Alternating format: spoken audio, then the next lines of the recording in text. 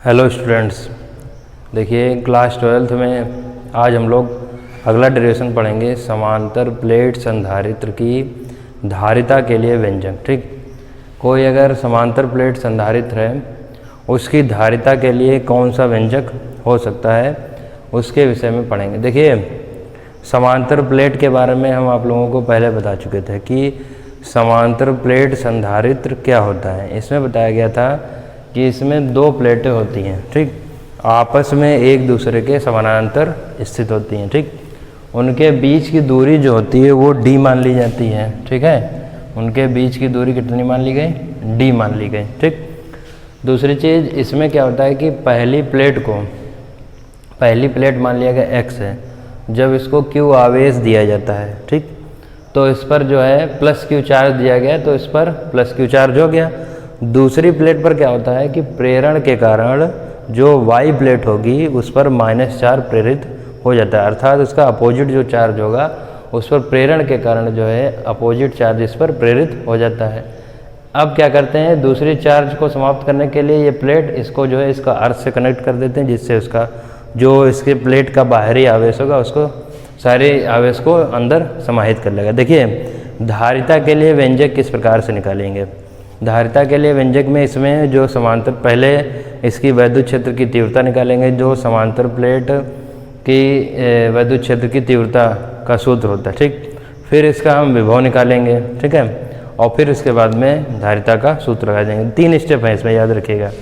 तो सबसे पहले अगर लैंग्वेज लिखी जाए तो लैंग्वेज में यही लिखेंगे, माना कोई एक समांतर प्लेट संधारित्र है, ठीक, जिसमें x तथा y प्लेटें हैं, ठीक है, जिसमें x तथा y प्लेटें, वो पहले लिखा चुके हैं। जो समांतर प्लेट संधारित्र में लिखाया है वही आपको यहाँ पर लिखना है। ठीक, प्लेट x को q charge plus q charge दिया जाता है या प्लस आवेश दिया जाता है, ठीक, जिससे क्या होता है कि इसके दूसरी प्लेट पर प्रेरण के कारण उस पर माइनस चार्ज, उतना ही माइनस चार्ज आ जाता है, जितना इस पे होगा उतना ही इस पे आ जाएगा। ठीक है, और इसके जो वैद्युत बल रेखाएं होते हैं वो एक समान होते हैं, ठीक, किनारों को छोड़कर, जिससे इसके भीतर का जो अंदर का वैद्युत क्षेत्र होता है वो एक समान होता है। ठीक, अब देखिए इसमें सबसे पहली चीज़ क्या होगी, चूँकि प्लेटों के कारण हम वैद्युत क्षेत्र की तीव्रता निकालेंगे। ठीक, तो सबसे पहले क्या करते हैं, मान लेते हैं कि माना, वो वाली लैंग्वेज तो आपको लिखनी है, माना x तथा y प्लेटों के पृष्ठीय आवेश घनत्व या आवेश पृष्ठ घनत्व, जो भी कहना चाहें, ठीक है, प्लेटों के आवेश पृष्ठ घनत्व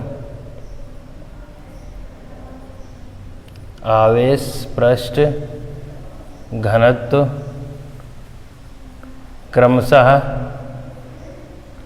प्लस सिग्मा, ठीक है, तथा माइनस सिग्मा है। ठीक है, प्लस सिग्मा तथा माइनस सिग्मा मान लेते हैं, क्योंकि प्लेटों के कारण जो इंटेंसिटी निकलेगी वो हमने बताई थी कि एक अनंत विस्तार वाला चादर वाला हमने बताया होगा कि वो एक प्लेट की भांति कार्य करता है, तो उसका आता था E = σ/2ε0। इसमें एक प्लेट का जब निकालते हैं तो दोनों को ऐड कर देते हैं, तो इसका जो सूत्र निकल के आता है वो σ/ε0 आता है। ठीक, लेकिन सबसे पहले सिग्मा बराबर क्या होता है ये हमने आप लोगों को बताया था। सिग्मा बराबर जो होता है वो Q/A के इक्वल होता है, इससे पहले वाला डेरिवेशन बता चुके हैं। ठीक है, लिखेंगे चूँकि सिग्मा बराबर जो होता है वो Q/A के बराबर होता है। ठीक, अब देखिए अगर इसके अंदर जो है वैद्युत क्षेत्र की तीव्रता निकालेंगे सूत्र, ठीक, तो उसका सूत्र होता है σ/ε0। ठीक, तो लिखेंगे प्लेटों के बीच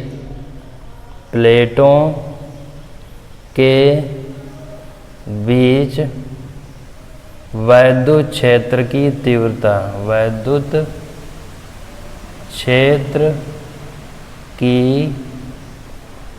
तीव्रता, ठीक, वैद्युत क्षेत्र की तीव्रता का यहाँ पर सूत्र क्या होगा, और हम मान लेते हैं कि इसके कोई माध्यम में रखा गया है तो इसका परावर्तनांक k है, तो E बराबर जो हो जाएगा वो होता है σ/K∈0। ठीक, माध्यम मान लिया। ठीक, वायु के लिए नहीं मानना है यहाँ पर, किसी माध्यम के लिए मानना, तो σ/K∈0 होगा। ठीक है, अगर अनंत विस्तार की समतल चादर कहता है तो होता है इसका सिग्मा अपॉन 2 एप्सिलॉन नॉट। ठीक है, तो इतना निकला है। अब इसका हम निकालेंगे क्या, अब निकालेंगे विभव।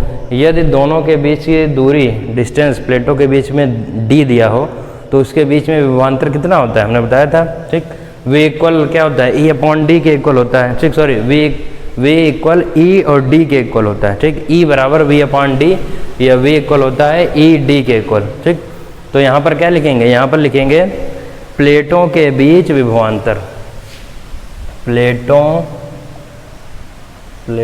के बीच विभवांतर। देखिए प्लेटों के बीच विभवांतर कैसे, ये भी बताया था कि अगर वैद्युत क्षेत्र की तीव्रता E इक्वल क्या होता है, विभवांतर V दिया है, उसके बीच की डिस्टेंस दूरी दी है, तो इक्वल होता है V अपॉन डी, और V इक्वल क्या हो जाएगा, E D के इक्वल।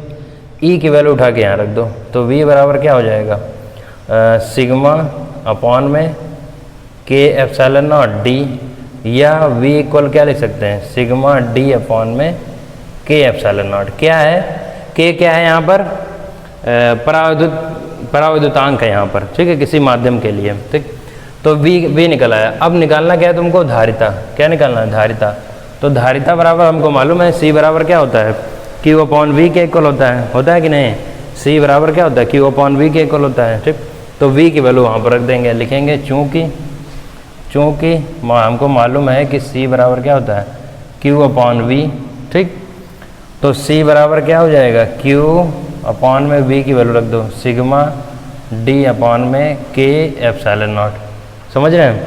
अब ये वाले देखिए, ये वाला ऊपर जाएगा तो C बराबर क्या हो जाएगा, Q K epsilon not upon में सिग्मा D। ठीक, तो ये तुम्हारी जो है वैद्युत धारिता निकला है, sigma Q K epsilon not upon में सिग्मा D निकला है कि नहीं।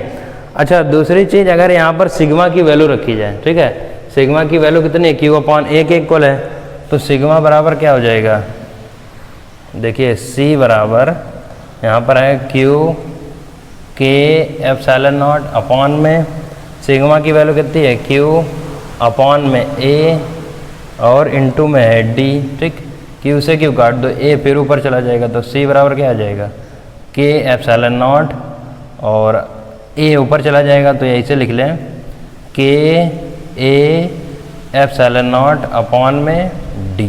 ठीक है, ये जो है वैद्युत क्षेत्र की धारिता हो गई। ठीक है, फैराड लिखा जाएगा, C बराबर K A epsilon not upon में D। ये आपकी वैद्युत समांतर प्लेट संधारित्र की धारिता निकला है यहाँ पर, K A epsilon not upon में G। ठीक, अच्छा, दूसरी चीज़, अगर निर्वात या वायु के लिए मान लिया जाए, तो निर्वात या वायु के लिए बताया था K इक्वल 1 होता है। K इक्वल क्या होता है, 1। तो यहाँ लिखेंगे निर्वात या वायु के लिए, निर्वात या वायु के लिए K बराबर होता है 1। ठीक, तो यहाँ पर क्या बचेगा, C बराबर A, यहाँ पर C नॉट मान लेते हैं हम इसको, क्या मान लेते हैं, C नॉट। जिस प्रकार से निर्वात की वैद्युतशीलता एप्सिलॉन नॉट मानी जाती है, इसी प्रकार हमने यहाँ मान लिया C नॉट है। ठीक है, कुछ चेंज करना है ना, तो यहाँ पर हो गया A एप्सिलॉन नॉट अपॉन में D। यहाँ से एक कंडीशन ये निकली, एक कंडीशन ये निकली और एक कंडीशन ये निकली। ठीक, अगर हम दोनों को डिवाइड कर दें, ठीक है, समीकरण 1 और 2 मानी गई यहाँ पर, अगर समीकरण 1 और 2 को हम क्या कर दें, डिवाइड कर दें, तो कितना आएगा, समीकरण 1 और 2 को, तो समीकरण 1 और 2 को डिवाइड करेंगे, लिखेंगे समीकरण 1 भागे 2। ठीक है, समीकरण 1 डिवाइड 2, ये वाला ऊपर लिख दो, देख लेना, ये हो जाएगा सिग्मा D। ठीक है, अब देखिए 1 और 2 को भाग करेंगे। ठीक है, 1 और जब 2 को भाग करेंगे तो कितना आएगा, C अपॉन में एप्सिलॉन नॉट बराबर C नॉट, ये हो जाएगा K A epsilon not upon D, और A epsilon not upon D, ये पूरा कट जाएगा, तो यहाँ से जो बचेगा वो केवल K बचेगा। ठीक है, अर्थात हम ये कह सकते हैं कि किसी माध्यम की जो संधारित्र की धारिता होगी और वायु में संधारित्र की धारिता का अनुपात जो है परावैद्युत पदार्थ के परावर्तनांक के इक्वल होता है, ठीक। जो अनुपात होगा वो किसके, के बराबर होता है, समझ गए। परावर्तनांक होता है के। तो इतनी चीज़ें। तो सबसे पहले क्या करते हैं, सबसे पहले इसमें हमको मालूम है कि इसकी ई निकाल लेते हैं समांतर प्लेट के कारण, ठीक है। सिग्मा अपॉन में के epsilon naught V equal E D होता है। यहाँ पर क्या करेंगे, वैल्यू रख देंगे। वैल्यू रखने के बाद सी इक्वल क्यू अपॉन वी होता है, ठीक। यहाँ पर वी की फिर वैल्यू रख देते हैं। वी की वैल्यू रखते हैं तो इतना आ जाएगा। यहाँ पर चूँकि यहाँ पर भी पहले ही सिग्मा का मान रख सकते थे, या तो यहाँ पर रख दिया, तो यहाँ पर के A epsilon not upon D. वायु के लिए निकाल लें तो ये होगा। और 1 और 2 को जब भाग करेंगे सी और सी नॉट को, तो यहाँ से ये इसका जो है मान निकल के आएगा, ठीक। व्यंजक कितना होता है, व्यंजक कितना होगा, ठीक। वायु के लिए पूछेंगे तो ये होगा, ठीक है। और दोनों को डिवाइड करके ये परावर्तनांक के होता है तो इसके इक्वल आ जाता है, समझ गए। तो संधारित्र की धारिता समांतर प्लेट के लिए व्यंजक ये आपकी जो है इतना है, ठीक। और इसको स्टडी करिए, इतना जो है आप लोगों को करना है पेयर कॉपी पर।